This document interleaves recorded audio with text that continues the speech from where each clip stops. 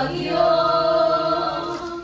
Mga kalamidad na likas sa ating mundo,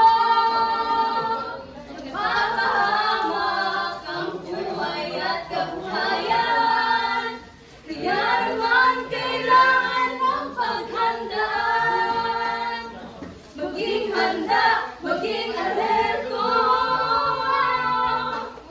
Tungkulin ito ng bawat mamamayan. Kaya tara na, kilos na, lika na, tumulong tayo. Gawin na po ang karapat-dapat na maging laging handa.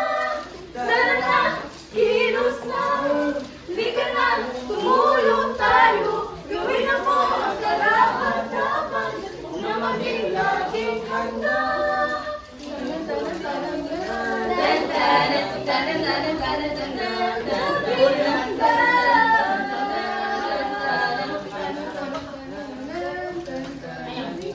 Kalamidad ay maaasahang darating sa di inaasahang oras.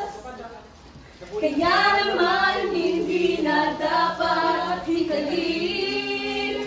Unahan na habang di pa nakaranta. Maging handa, maging alerto.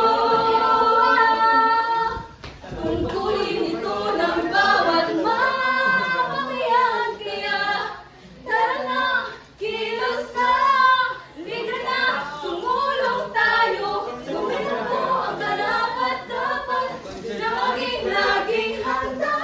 Tara na, kilos na, lika na, tumulong tayo.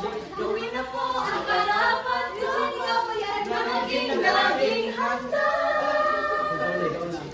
Suriin mo mabuti ang iyong kapaligiran. Saan ka man nakatira, dyan ba ay bumabaha? Kung iyong pagkain, kumot pagsindi ng persitin. Mga gamit pamintas ang buhay dapat mabigit. Ang sakaling lumindol o sumabog ang lukan, meron bang madadaanan pagkakas sa kasayan?